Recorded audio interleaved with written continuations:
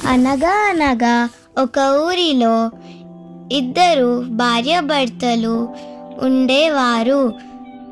వారి దగ్గర ఒక బంగారు గుడ్డు పెట్టే బాతు ఉండేది. ఆ బాతు రోజు ఒక్క గుడ్డు పెట్టేది.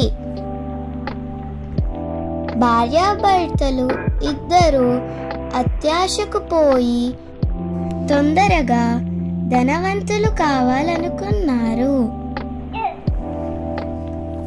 ఆ బాతు కడుపులో చాలా గుడ్లున్నాయి అనుకున్నారు.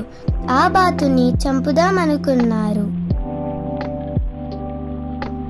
దానిని చంపిన తర్వాత వారికి ఒక్క గుడ్డే కనిపించింది. భార్యాభర్తలు చాలా బాధపడ్డారు. నీతి: అత్యాశకు పోతే మన దగ్గర ఉన్నది కూడా పోతుంది.